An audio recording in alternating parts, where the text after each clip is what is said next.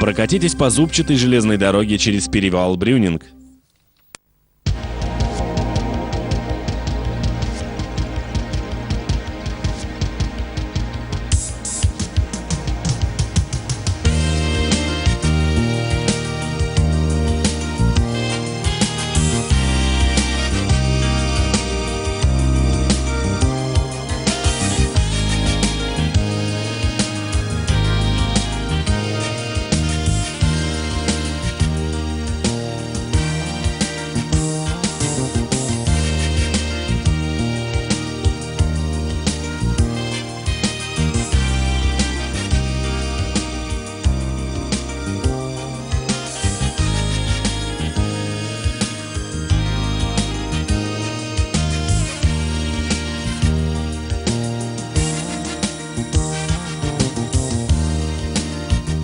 At the heart of Switzerland lies some of the loveliest lakeland scenery in the whole of Europe, linked by the panoramic meter gauge railway, the SBB Brunig line, which runs from Interlaken over the Brunig Pass to Luzern.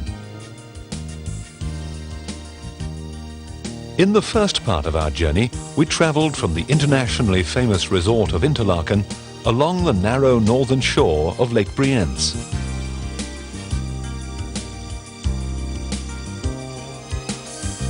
The lake is home to a fleet of passenger boats, including the old paddle steamer Lurchburg, which make regular connections with the railway.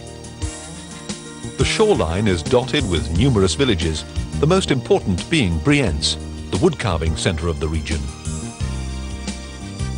Brienz is also famous for the steam rack railway, which climbs from here high into the surrounding mountains. Leaving the lake, the line runs along the Aare Valley as far as Meiringen, known throughout the world as the scene of the final confrontation between the legendary detective Sherlock Holmes and the evil Professor Moriarty at the Reichenbach Falls above the village.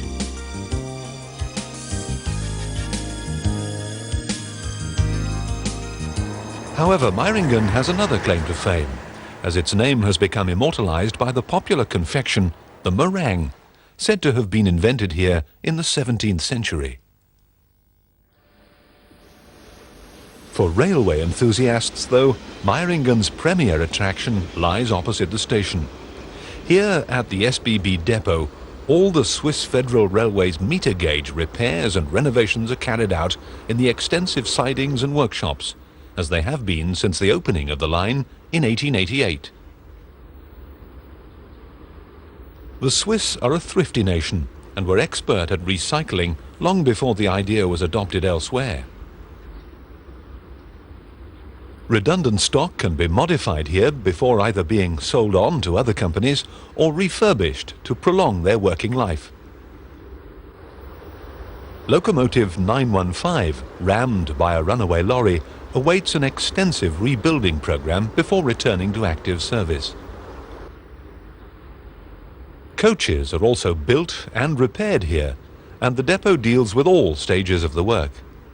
When completed, they'll be repainted in the new red livery, which is replacing the original green on both rolling stock and locomotives.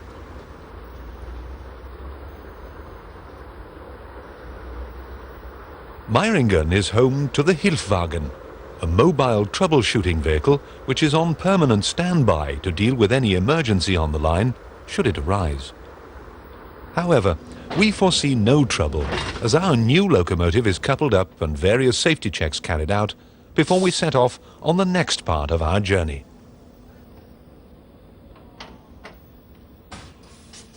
The line has to climb steeply from Meiringen up to the summit station at Brunig-Hasliberg, and rack and pinion will assist our ascent.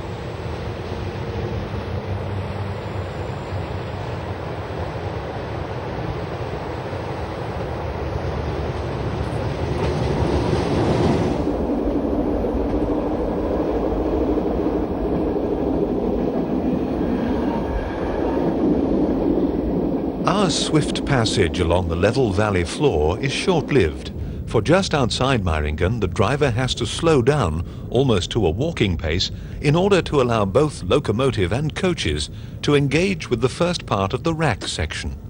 The A initial marks the start of the rack, Anfangen being the German for beginning.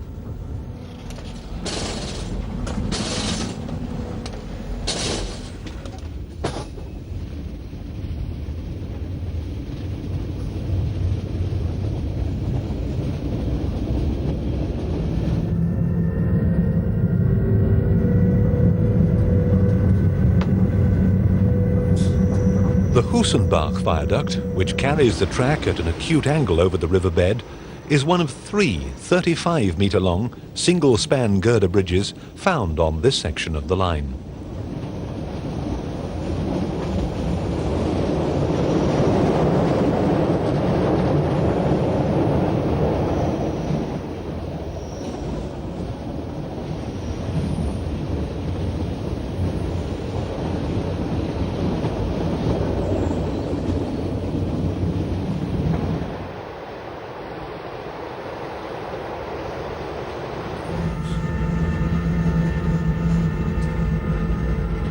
The track clings tenaciously to the rock face as we climb up the side of the Harsli Valley.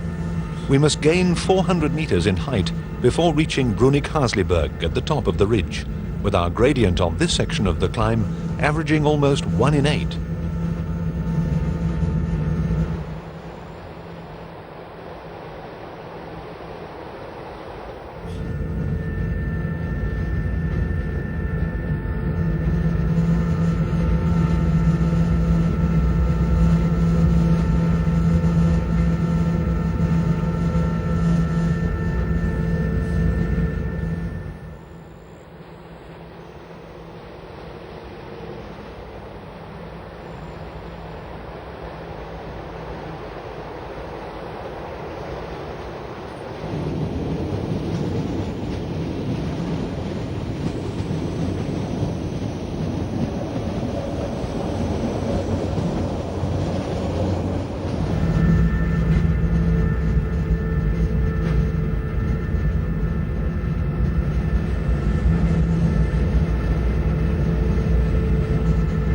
The Brunig line uses the Riggenbach ladder rack system to tackle the steepest parts of the journey. About 12% of our route is rack assisted. This was the first cogwheel railway built over a Swiss mountain pass on a through line.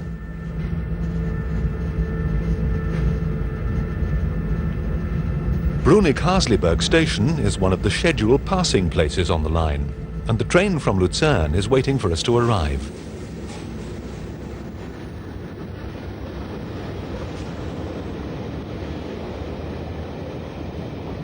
The station was just as busy in the early days of steam, when the trains were hauled along this section by the small, lightly powered HG22 rack locomotives, some of which were in service up to the First World War.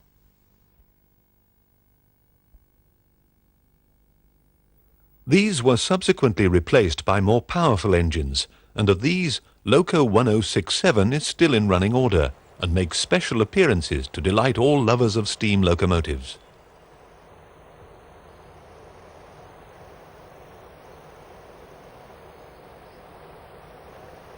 She was built by SLM in 1910 and lovingly restored in 1984. She uses the Winterthur compound rack system, with the cogwheel being driven through a gear train from a completely separate set of cylinders mounted above those driving the wheels. These 2 independent sets of cylinders can be linked either in simple or compound expansion modes.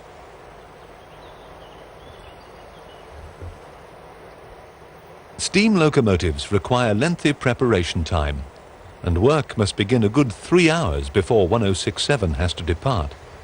4 dedicated railwaymen undertake a labour of love to get this magnificent old engine into pristine condition for her appearance. Zweiluchinen station on the BOB line becomes a hive of activity as every inch of the locomotive is cleaned and oiled.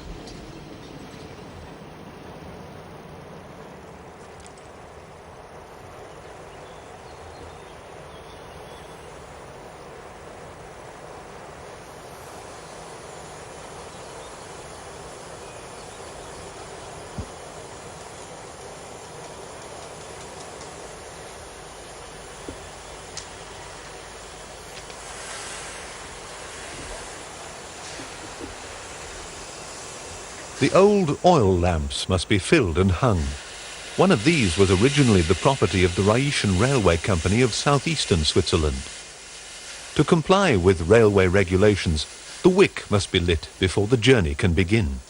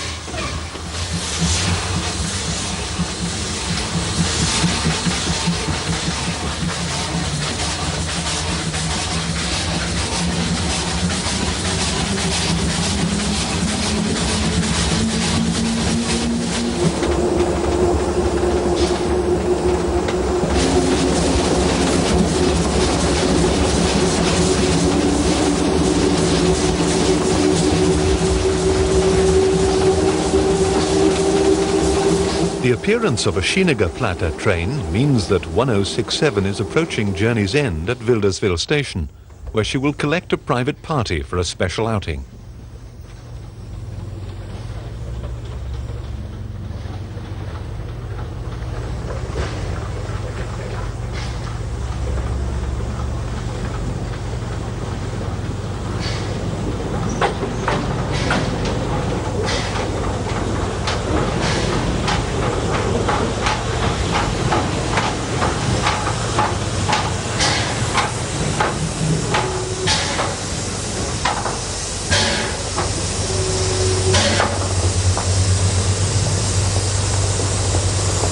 A sister HG33 locomotive is now a static exhibit at Meiringen station. Before she was pensioned off in 1965, number 1068 took pride of place at the head of the 75th anniversary train on a special run from Meiringen to Brunig-Hasliberg.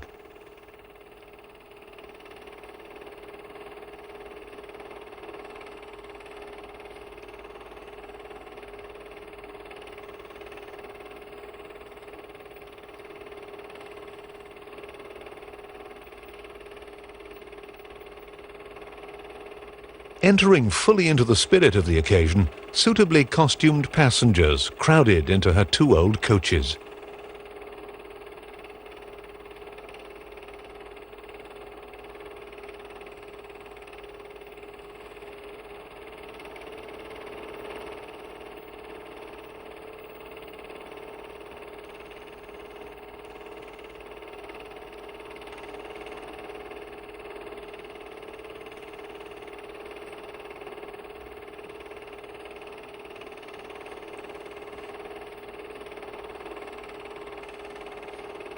The steep gradients did not present a problem, but like a stately grandmother, she moved at a sufficiently leisurely pace for an energetic grandson to catch up with her.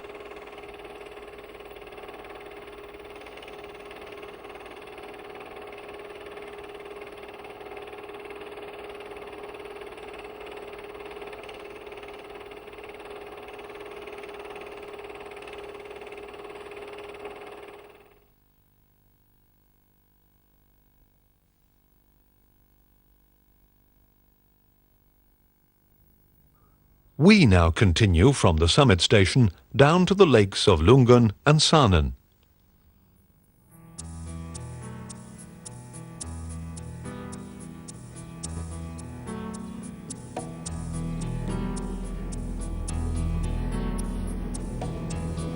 Engaging the rack once again, it now acts as a brake, giving us a leisurely downhill ride through the lush green countryside.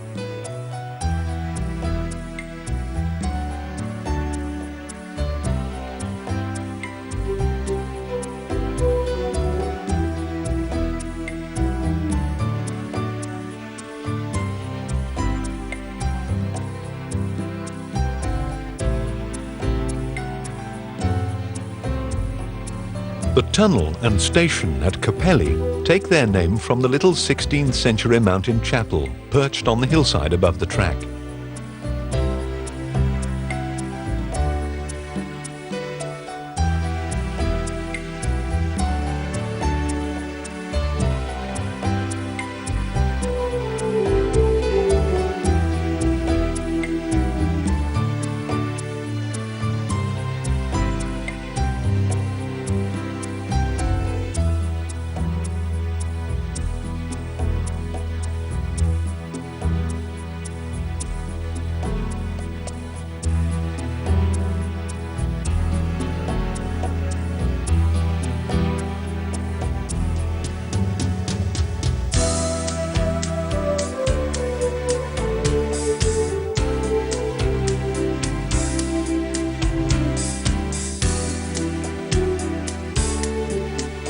We've now dropped 250 meters in height since leaving Brunig-Hasleberg station and completed the first part of our descent.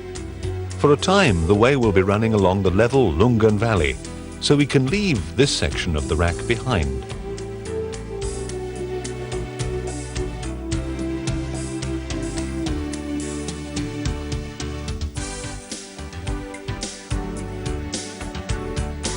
The blue waters of Lake Lungen today look sparkling and placid. However, this is not always the case. In 1887, after a great thunderstorm, the 13th century church was washed away, leaving only the tower standing. The villagers built their new place of worship on higher ground at the other end of the village, modeling it on the basilica at Lourdes in France.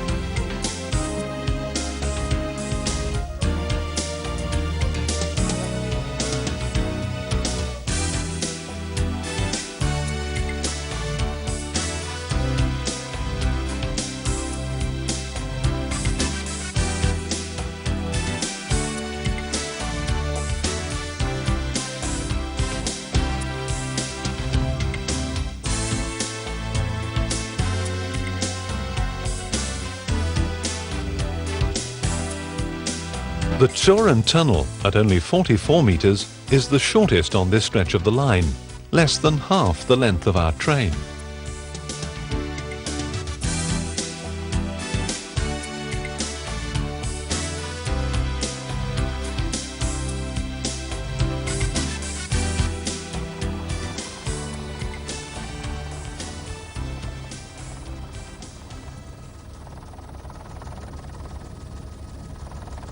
The 200-meter drop at the end of the valley to the plain below creates benefits and difficulties. Together with Lungen Lake, it has formed part of a hydroelectric scheme since the 1920s. But for travelers, it would have meant a hazardous descent, were it not for the hairpin bends on the pass road to make driving safer, or the rack assistance on the railway to keep our train speed in check.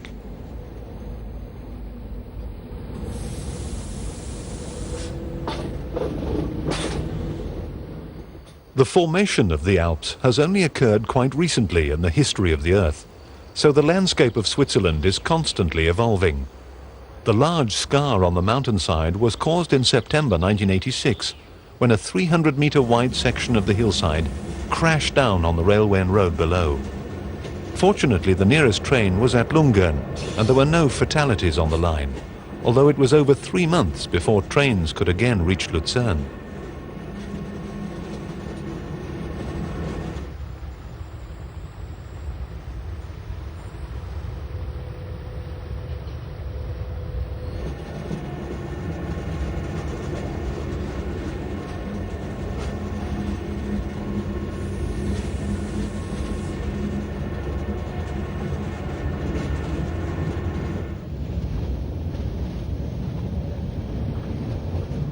Our train's descent down the rack section is strictly limited to 25 kilometers per hour and is controlled by both air brakes on the carriages and regenerative braking on the locomotive. A third mechanical brake will automatically come into action should our speed inadvertently exceed the limit.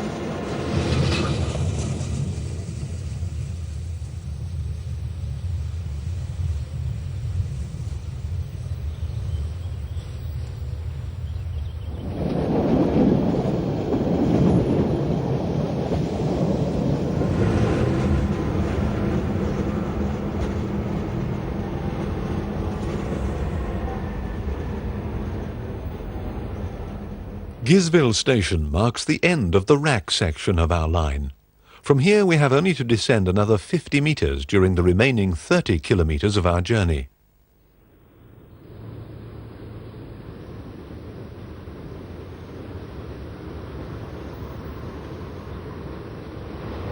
Besides being a scheduled passing place for the through service, Gisville is also the terminus of the local from Luzern. The gentle gradients along this section of the line mean that one of the original electric engines can be used to haul these trains. The locomotive from Luzern is hauling two of the SBB's latest acquisitions, the Jas wagon and the Brunig bar, where travellers can enjoy light refreshments in comfortable surroundings. Our train leaves promptly to speed us along the next stage of the journey.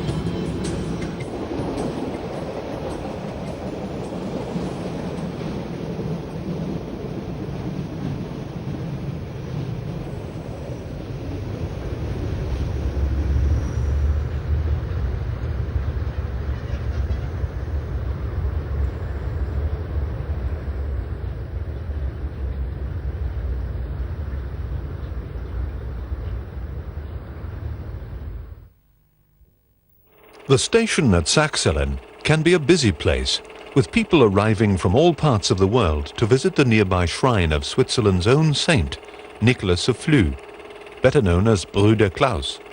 And it's just as busy today as it was in the 1940s, when this pilgrimage took place.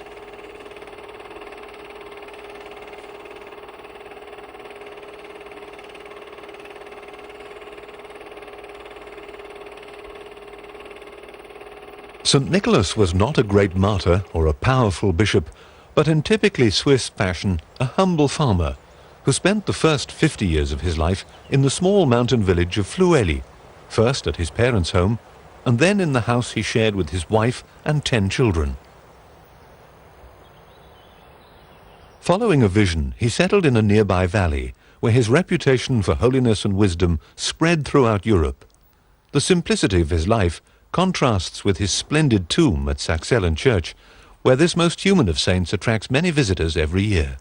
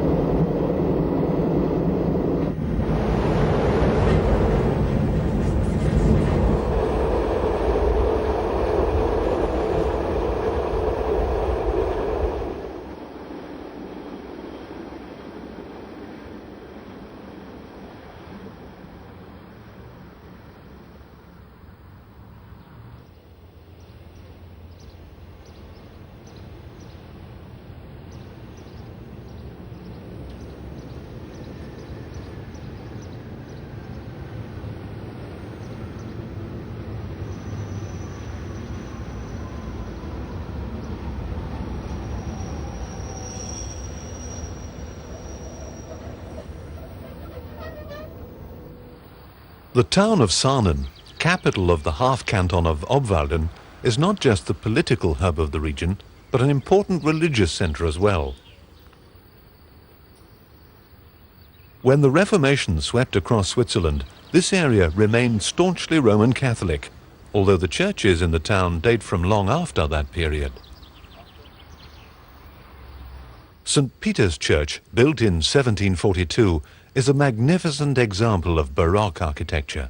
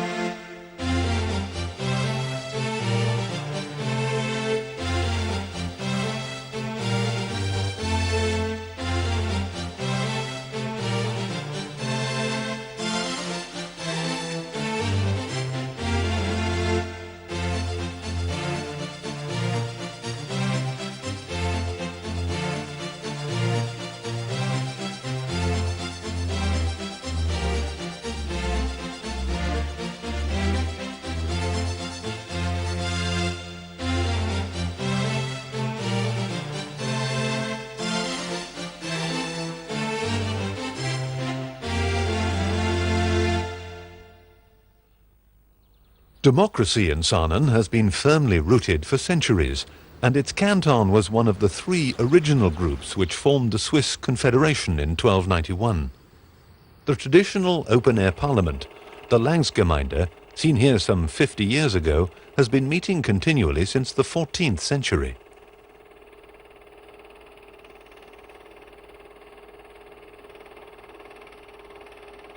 Every April, the adult citizens of the canton vote on many local political matters by a show of hands.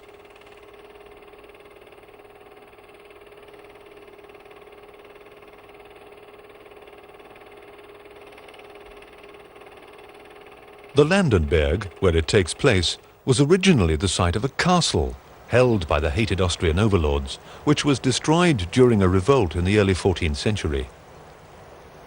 The graceful 18th century armory buildings now have a more peaceful purpose as a cultural centre, with a rooftop view of the town.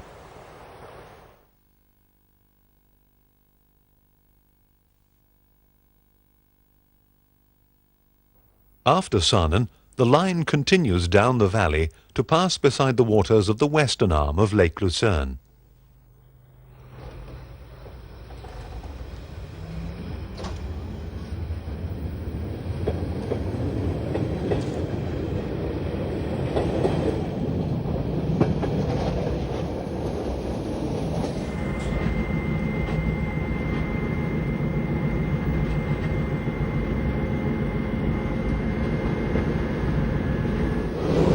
Saanen is not merely a picturesque historic settlement, but also has a thriving light industrial complex, providing a great deal of employment for the region.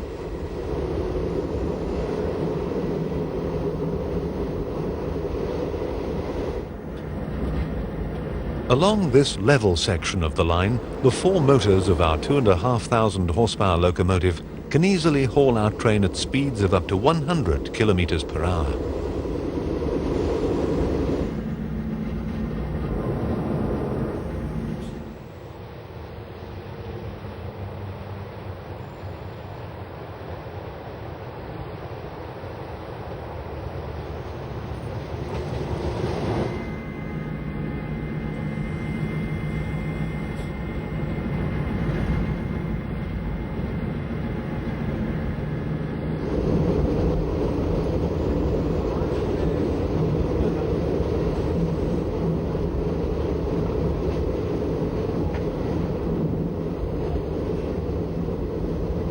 Today's Brunig express trains pass swiftly through Alpnachstad station without stopping. However, this was the terminus of the line for the first year of its operation. Passengers then had to take to the water and sail down the western arm of the lake to Lucerne by one of the paddle steamers, the predecessors of today's motorcraft.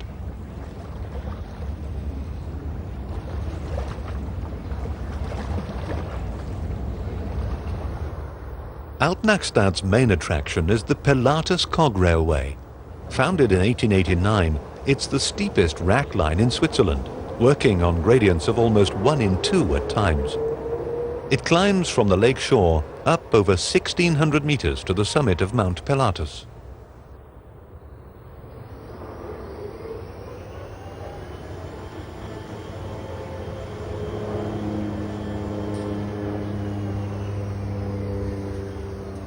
Trains stabled in the sidings are brought into service via a modern motorized traverser found at the base station.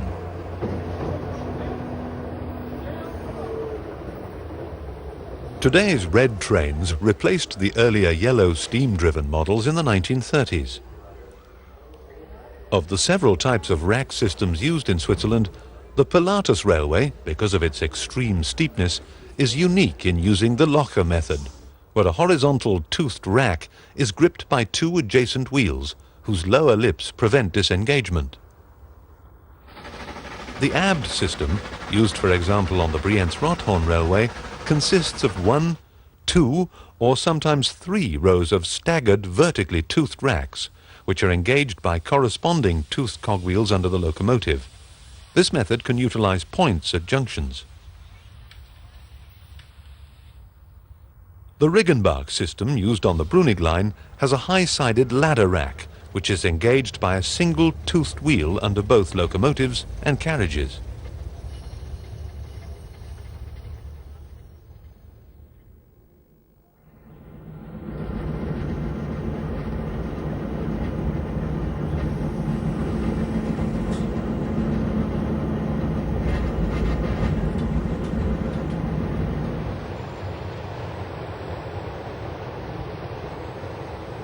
The final leg of our journey lies along the western shore of Lake Luzern. This stretch of water is more properly known as the Vierwaldstättersee, or Lake of the Four Forest Cantons. The section near Alkmaarstad is practically self-contained, with only a very narrow opening at Stans allowing boats into the main lake.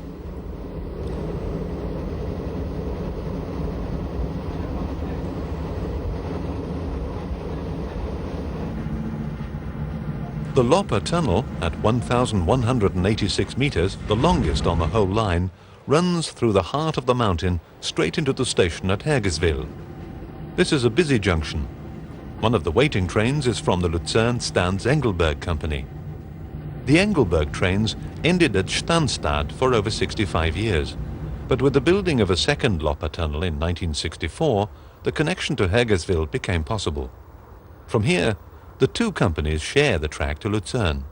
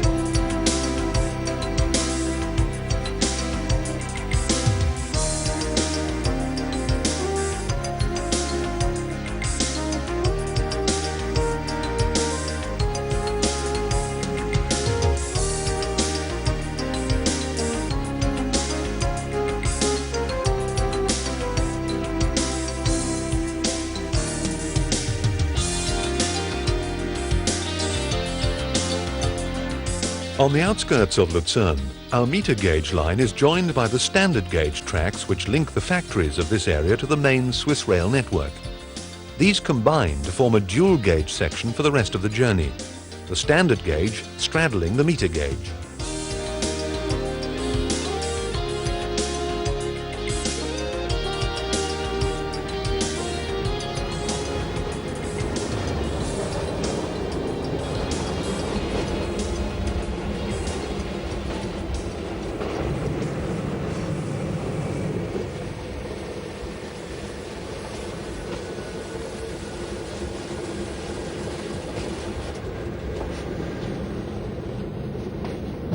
Our 74-kilometer journey from Interlaken culminates at the busy international terminus at Luzern in a train spotter's paradise, with both standard and meter gauge platforms and sidings and locomotives from various private companies as well as the Swiss Federal Railway.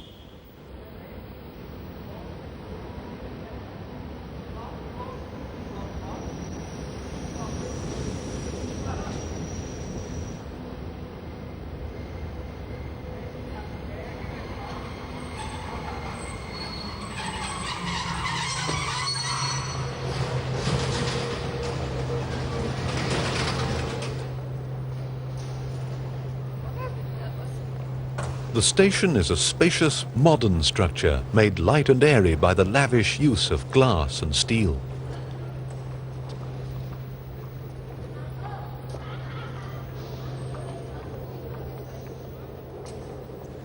The old building was destroyed in 1971 by a fierce fire, and rebuilding has taken place gradually, with some sections being completed as recently as 1991. Of the original station, only the entrance remains, now a freestanding arch situated in a pleasant square outside the new station. The structure with which Lucerne is probably most commonly associated is the covered chapel bridge, a tranquil venue for a talented harpist to display her skills.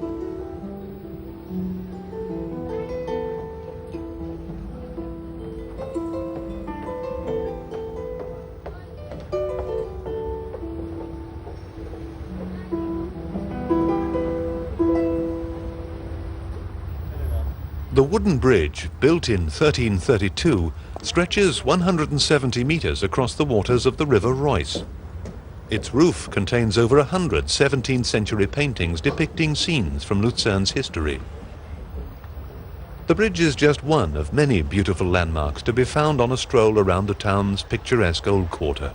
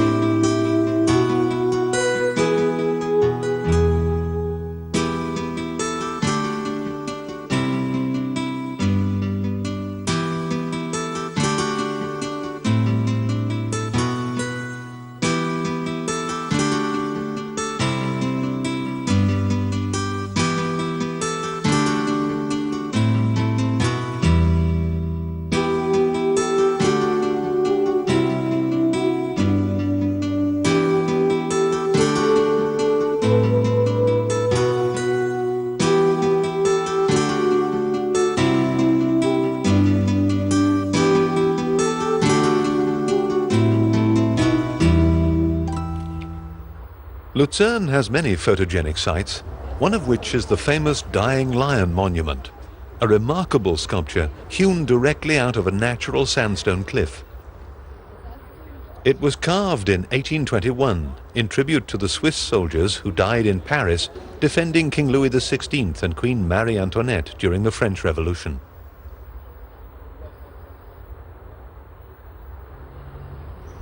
Monuments of a different kind are to be found on the outskirts of the city at the Swiss National Transport Museum.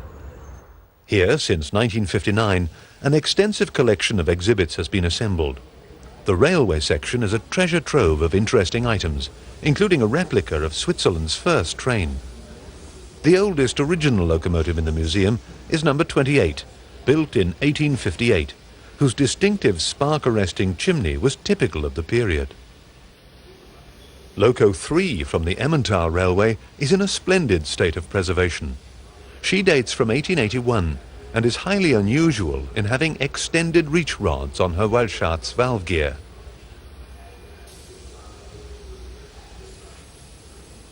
Number 11, a tank locomotive of the same era from the Gotthard Railway, was designed for light duties, while another contemporary exhibit from the same line, this magnificent steam snowplow, undertook the heavy task of clearing winter snowfalls during its 85 years of service.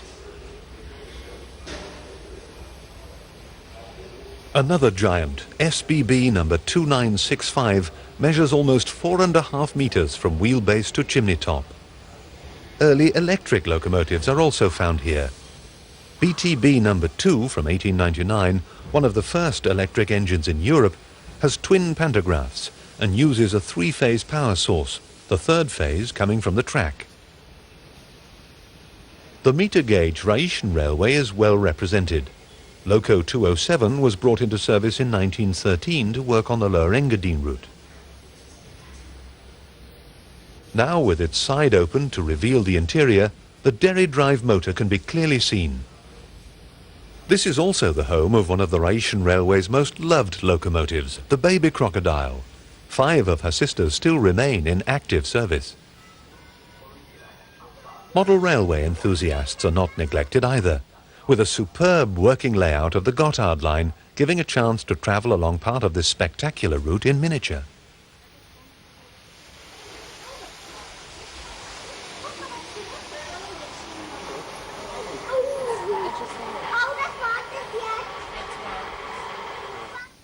Looking at first glance like a cardboard model is the third Brunig line HG33 locomotive remaining in Switzerland, number 1063, dating from 1909. Opened up to show its internal workings, individual components are highlighted by different colors. The cab is still intact, its controls gleaming. There's not a speck of coal dust in sight.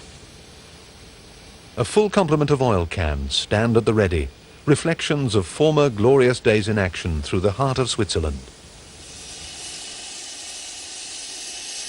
Whether it be with the steam of yesterday or the comfort of today, a journey along the SBB Brunig line can satisfy every taste.